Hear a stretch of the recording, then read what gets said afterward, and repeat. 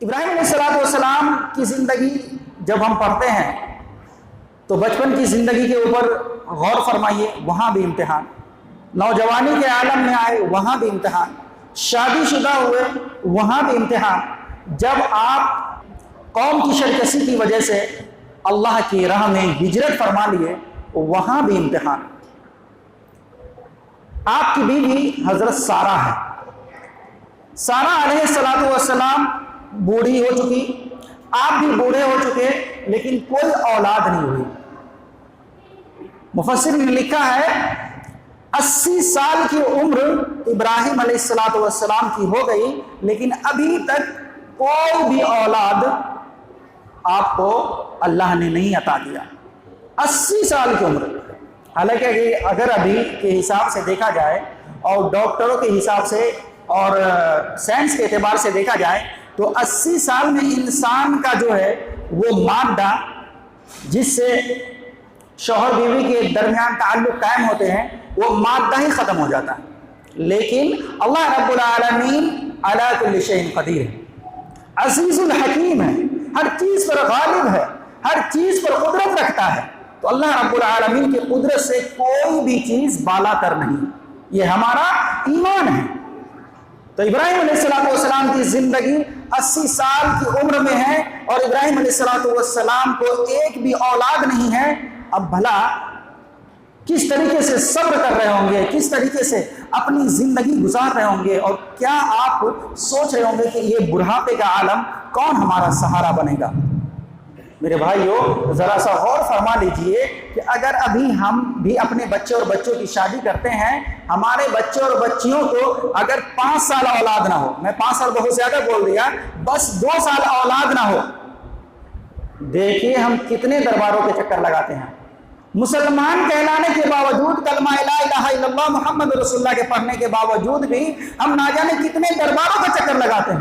مخلوق سے مانگتا ہے، ذوف الطالب والمطلوب، قرآن مجید نے کہا محتاج سے مانگ رہا ہے کہ ایک فقیر اس دروازے کے اوپر بیٹھا ہوا ہے اور ہم جا کر کے اس فقیر سے مانگے، جو فقیر ہمارے انتظار میں منتظر ہے کہ جب یہ لوگ نکلیں گے تو ہمیں 2 روپے 4 روپے دیں گے، ہماری مدد کریں گے۔ بھلا بتائیے ہماری عقل کو تالے نہیں پڑ گئے ہیں تو کیا ہو گیا میرے بھائیوں کہ ہم فقیر سے جا کر کے، محتاج سے جا کر کے مانگتے ہیں جو خود اللہ رب العالمین کا محتاج ہے۔ ابراہیم علیہ السلام کی زندگی میرے بھائیوں بتاتی ہے اور یہ تاریخ بتاتی ہے کہ ابراہیم علیہ السلام کے صبر کا تقاضا کیا ہوگا۔ بہرحال اپنی قوم سے الگ ہو کر کے صرف اللہ رب العالمین کی وحدانیت کے لیے، اللہ رب العالمین کی توحید کے لیے، اللہ رب العالمین کے دین کو ثابت کرنے کے لیے ابراہیم علیہ السلام اپنی قوم کو چھوڑ کر کے نکل جاتے ہیں، اور کیا کہتے ہیں معلوم ہے؟ وقال، اور ابراہیم علیہ السلام نے کہا انی مہاجر الی ربی، دیکھو میں اپنے رب کی طرف ہجرت کرنے والا ہوں۔ کس کو کہا جا رہا ہے یہ؟ ابراہیم علیہ السلام یہ بات کس کو کہہ رہے ہیں؟ اپنے بھتیجے لوط علیہ السلام کو، کہ دیکھو میں اب چلا جاؤں گا، اگر تم چاہتے ہو تم بھی میرے ساتھ ہو جاؤ، کیونکہ یہاں کوئی ایمان والا نہیں بتا، کوئی بھی شخص ایمان والا نہیں ہے، کوئی بھی شخص موحد نہیں ہے، توحید پرست نہیں ہے، یہاں توحید والوں کی زندگی گزارنا بہت مشکل ہے، اس لیے ہم اللہ کے راستے میں ہجرت کر جاتے ہیں۔ جب ابراہیم علیہ السلام اپنی بیوی اور اپنے بھتیجے کو لے کر کے چلتے ہیں تو ملک شام کا سفر ہوتا ہے۔ جب وہاں جاتے ہیں تو ایک شہر کا نام مصر ہے، مصر کے بادشاہ جو ہوتے ہیں، حاکم جو ہوتا ہے، وہ حاکم عیاش حاکم ہوتا ہے، بدمعاش حاکم ہوتا ہے۔ آج کے انسان کا مان لیجئے کہ وہ طوائفوں میں بھی طوائف کا باپ ہوتا ہے، کیونکہ وہ اس کے ہاتھ سے، اس کے چنگل سے کوئی بھی عورت بچ کے نہیں نکل سکتی۔ اس راستے سے جس عورت کا بھی گزر ہوا اس نے اس کے ساتھ چھیڑخانی کی۔ بھلا بتائیے کتنا بدتمیز انسان رہا ہوگا۔ سارہ علیہ السلام بھی اس راستے سے گزری۔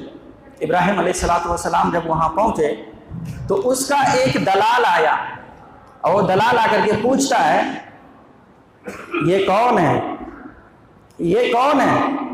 تو تو ابراہیم علیہ السلام نے کہا یہ میری بہن ہے۔ اب آپ سوچیں گے کہ بیوی کو بہن کہہ دیا۔ حضرت ابو ہریرہ رضی اللہ تعالیٰ عنہ کی صحیح روایت ہے کہ اللہ کے رسول صلی اللہ علیہ وسلم نے فرمایا ابراہیم علیہ السلام توحید کے لیے اللہ کے لیے صرف 3 جگہ جھوٹ بولے۔ ایک تو پہلا جھوٹ کہ جب لوگوں نے کہا کہ چلو میلے میں چلنا ہے، تو ابراہیم علیہ السلام نے کہا تھا انی سقیم، میں بیمار ہوں۔ اسی طریقے سے جب بتوں کو توڑ دیا تو پھر قرآن مجید نے اس بات کو ریکارڈ کیا کہ یہ دوسرا جھوٹ تھا کہ ان سے پوچھا گیا کسے توڑا، تو کہا دیکھو تم میں سے جو بڑا بت ہے وہی توڑا ہوگا، اسی کا کام ہوگا، تیسرے کا کام تو نہیں ہوگا۔ اور تیسرا جھوٹ یہ ہے کہ بیوی کو بہن بول دیا۔ اب کس وجہ سے؟ یہاں محدثوں نے بالاتفاق لکھا ہے کہ بہن بولنے کا یہ جو مطلب ہے یعنی ایمان کی حالت میں، ایمان کے لحاظ سے، کہ یہاں ابھی ایمان والی شخص روئے زمین کے اوپر تیرے اور میرے علاوہ کوئی نہیں ہے، اس لیے ایمان کے لحاظ سے یہ جھوٹ بول کر کے اللہ کی توحید کو ثابت کرنے کے لیے ابراہیم علیہ السلام نے یہ کام انجام دیا۔ بہرحال وہ بادشاہ جب حضرت سارہ علیہ السلام کو چھونے کی کوشش کرتا ہے، اس کا ہاتھ کانپنے لگتا ہے، تھر تھرانے لگتا ہے، کپ کپانے لگتا ہے، اور اس کا ہاتھ آگے بڑھنے میں جاتا ہے لیکن بڑھ نہیں پاتا ہے۔ ہاتھ کا رگ جام ہو گیا، خون جام ہو گیا۔ وہ اپنے دلال سے کہتا ہے، جس کو آپ پیے کہہ لیجئے، جس کو آپ منتری کہہ لیجئے، وزیر کہہ لیجئے، اس سے کہتا ہے کیا ہو گیا میرے ہاتھ کو، اس عورت کو قریب کرو۔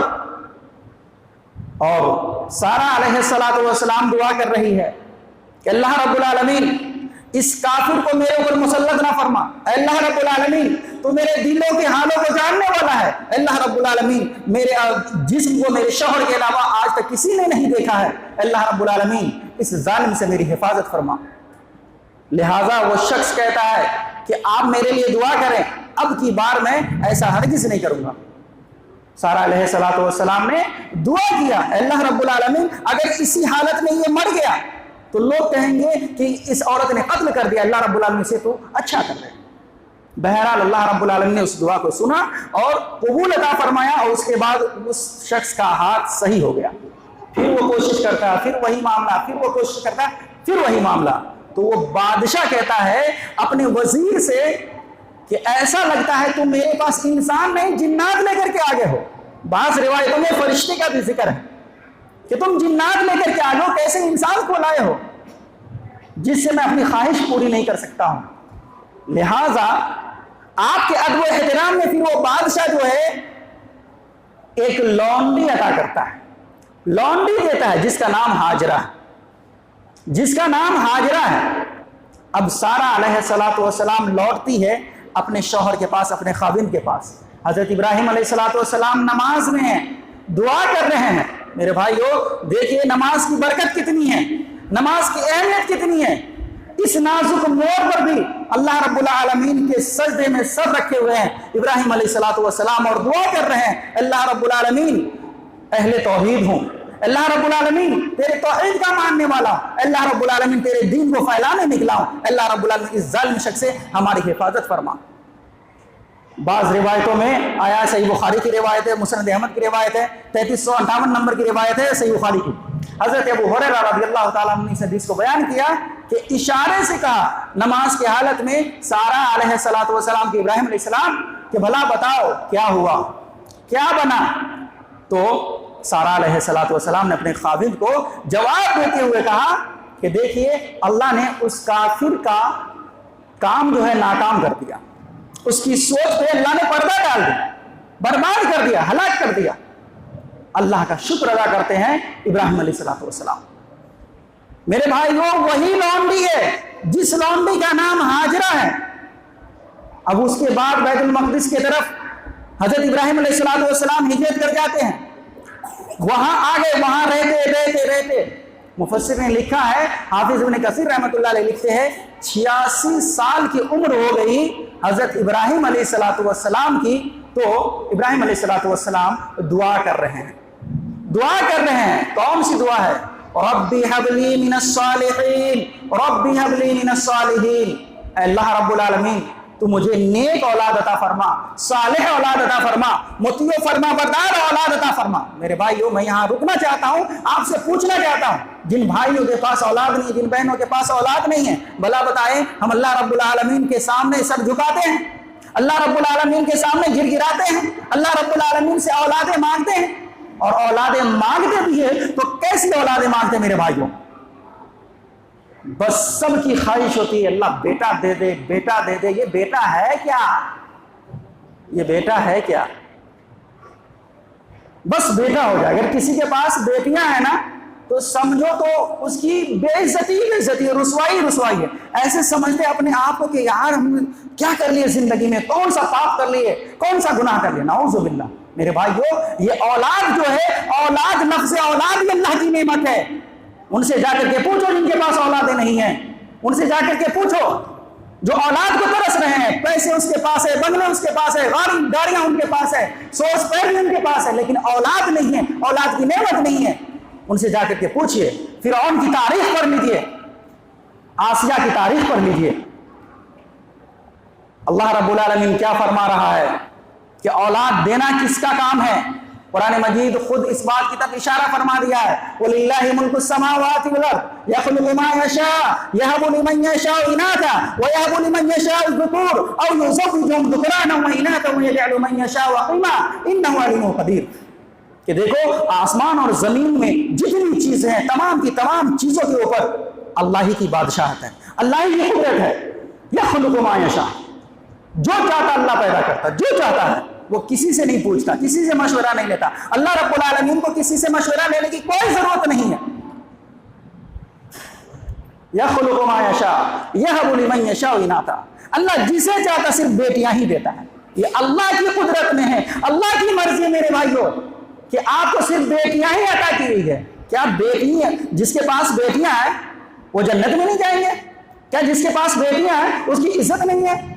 اللہ کی قسم کہہ رہا ہوں، بیٹیوں سے اتنی عزت مت پوچھو۔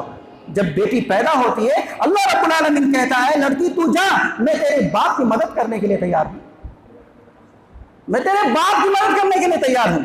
رسول اکرم صلی اللہ علیہ وسلم نے ارشاد فرمایا اگر کسی کے پاس ایک بیٹی ہو، زیادہ نہیں، اگر زیادہ ہو تو اور اچھی بات ہے، ایک بیٹی ہو اور اس کی صحیح سے تربیت کرتا ہے، بہترین انداز میں اس کی پرورش کرتا ہے اور اس کی دینی تربیت کرتا ہے، اور نیک لڑکے سے، بہترین لڑکے سے، دیندار لڑکے سے شادی کر دیتا ہے، تو قیامت کے دن جنت میں جب ہم لوگ جائیں گے تو اس وقت وہ شخص اور میں، یعنی محمد رسول اللہ صلی اللہ علیہ وسلم، اور وہ شخص جس کے پاس ایک بیٹی تھی، اس نے بہترین پرورش کی، دیندار لڑکے سے شادی کیا، تو وہ ایسے ہی رہیں گے جیسے آپس میں دو انگلیاں ہمارے۔ اگر رسول کا ساتھ چاہیے، اگر نبی کا فروغ چاہیے، تو میرے بھائیوں ہم سب کے پاس تقریباً بیٹیاں ہیں، بیٹیوں کی اچھی پرورش کرو، اسلامی مدرسوں میں ڈالیے، جہاں آپ کی بیٹیاں جینس پہن کے نکلتی ہے، ٹی شرٹ پہن کے نکلتی ہے، بغیر دوپٹے کے گھومتی ہے، یہاں سے نقاب پہن کے نکلتی ہے، وہاں جا کر کے نقاب کو بازار میں پھینک دیتی ہے، بیگ میں ڈال دیتی ہے، ویسے اسکولوں سے نکال کر کے، ویسے کالجوں سے نکال کر کے اللہ رب العالمین کے توحید کے لیے، اللہ رب العالمین کے دین کے اس بات کے لیے، اپنے ایمان کی تکمیل کے لیے اللہ رب العالمین کے راستے میں، اللہ رب العالمین کے راستے میں اپنی بیٹی کو ڈالیے، اس کو قرآن و حدیث پڑھائیے، مسائل کا علم سکھائیے، تب جا کر کے آپ بامراد ہو پائیں گے میرے بھائیوں۔ تو ابراہیم علیہ السلام یہ دعا کر رہے ہیں رب حب لی من الصالحین، اللہ رب العالمین ہمیں اگر اولاد عطا کرنا تو اللہ تو نیک اولاد کرنا، نیک اولاد عطا کرنا، بد اولاد نہیں، نافرمان اولاد نہیں۔ آج ہم میں سے کتنے بھائی ہیں جن کے بہت سارے مسائل رہتے ہیں، ارے عالم صاحب اولاد بات نہیں سنتی، عالم صاحب کیا بتائیں، ہمارے بچے ہمارے ہاتھ میں نہیں ہیں، تو کس کے ہاتھ میں بچے؟ آپ نے بچوں کی تربیت کیسے کی، اس کے اوپر آپ نے غور کیا؟ نہیں کیا۔ بچوں کی تربیت اگر اچھی ہوئی ہوگی تو بچے جو ہے اسماعیل علیہ السلام جیسا بنے گا، آپ کا بچہ اسماعیل علیہ السلام جیسا بنے گا، لیکن اسماعیل علیہ السلام جیسی اولاد کے لیے آپ کو بھی ابراہیم علیہ السلام جیسا باپ بننا پڑے گا۔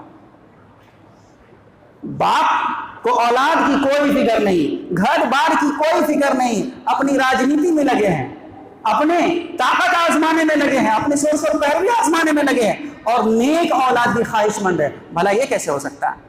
یہ کامن سینس بھی نہیں کہتی میرے بھائیوں. تو ابراہیم علیہ السلام کو اللہ رب العالمین نے نیک اولاد عطا فرمایا جس کا نام اسماعیل رکھا گیا.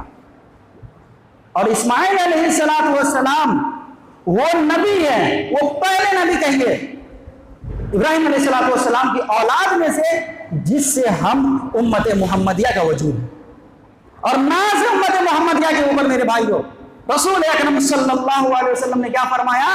میں 2 ذبیح اللہ کا بیٹا ہوں، 2 ذبیح اللہ کا. ایک تو اپنے باپ عبداللہ اور ایک جد امجد اسماعیل علیہ السلام. اس لیے میرے بھائیوں، اپنی امتی ہونے کا، اپنے مسلمان ہونے کا، اپنے اہل ایمان ہونے کا ثبوت پیش کریں. جب اسماعیل علیہ السلام پیدا ہو گئے تو بھی ابراہیم علیہ السلام کو آزمایا گیا، اور اتنا آزمایا گیا کہ آج کل کے اگر ہماری بیویاں ہو اور آج کل کے ہمارے بھائی ہو تو ہرگز وہ کام نہ کریں. کیوں؟ اللہ رب العالمین کا حکم ہوا آپ اس کو بیابان جنگل میں چھوڑ کر کے آ جائیں. کہاں؟ بیابان جنگل میں چھوڑ کر کے آ جائیں جہاں کوئی چرند پرند نہیں، کوئی انسان نہیں، انسان نام کی کوئی چیز نہیں. ابراہیم علیہ السلام نے کیا کیا؟ ابراہیم علیہ السلام نے اللہ رب العالمین کے حکم کو لبیک کہا اور اپنی بیوی اور اپنے بچے کو لے کر کے چل دیے بیابان جنگل میں چھوڑنے کے لیے. میرے بھائیو، ایک پوائنٹ سمجھ لیجئے. آج ہمارے اور آپ کے بیچ بہت سارے جھگڑے ہیں، بہت سارے تنازعات ہیں. کیوں ہیں؟ اس لیے نہ ہی ہم اللہ رب العالمین کے حکم کی پیروی کرتے ہیں، نہ ہی ہمارے گھر میں جس سے ہمارا تنازع چل رہا ہے، جس سے ہم آپس میں ایک دوسرے سے الگ ہوتے جا رہے ہیں، نہ ہی سامنے والا شخص جو ہے وہ اللہ رب العالمین کے حکم کی تعمیل کرتا ہے، جس وجہ سے یہ دنیاوی آفات و مصائب میں ہم پڑتے جا رہے ہیں، پھنستے جا رہے ہیں. ابراہیم علیہ السلام جب اپنی بیوی سے کہتے ہیں، ہاجرہ سے، کہ دیکھو اللہ رب العالمین کا یہ حکم ہے اور ہمیں وہاں جانا ہے. بیوی نے کبھی ایک لفظ میں بھی نہیں کہا ارے میں تو نہ جاؤں، میرے اپنے میکے چھوڑ دو، تم کو جہاں جانا وہاں جاؤ. آج کی اگر ہماری مائیں اور بہنیں رہتی تو دیکھو نا، ایک ٹائم اگر اس کو کھانا صحیح سے نہ ملے، ایک عید میں کپڑے نہ ملے تو دیکھو گھر میں قیامت برپا کر دیتی ہے. تمہارے جیسا کنجوس مل گیا، بخیل مل گیا، اللہ رب العالمین نے ہماری قسمت کو پھوڑ رکھا تھا، یہ کر رکھا تھا، وہ کر رکھا تھا. بیوی بھی ہاجرہ علیہ السلام جیسی ہونی چاہیے. جب وادی زی زرع میں جا کر کے اپنی بیوی کو، اپنی بیوی اور اپنے اولاد کو چھوڑتے ہیں تو کیا کہتی ہے ہاجرہ؟ معلوم ہے آپ کہاں جا رہے ہیں؟ آپ کہاں جا رہے ہیں؟ ابراہیم علیہ السلام مڑ کر نہیں دیکھا اور چلتے رہ گئے یہاں تک کہ ایک ٹیلے پہ پہنچ گئے. وہاں سے جا کر کے دیکھتے ہیں نہ ہی بیوی نظر آ رہی ہے اور نہ ہی اولاد نظر آ رہی ہے. میرے بھائیو، بس ایک کھجور کی پیکٹ اپنے بیوی کو دیا، ایک مشکی سا پانی دیا اور کہا کہ زندگی گزارو. کون اتنی قربانی دے گا؟ اتنی قربانیوں کے بعد ہم نے اور آپ میں میرے بھائیو ایمان آیا ہے، اسلام آیا ہے، ہمارے معاشرے میں اسلام آیا ہے اور ہم لوگ مسلمان ہیں. اگر ہمارے بزرگ حضرات، اللہ کے ولی، اللہ کے رسول و پیغمبر اگر قربانی نہ دیتے، اللہ کی قسم ہے یہاں تک اسلام کوئی نہیں لا سکتا تھا.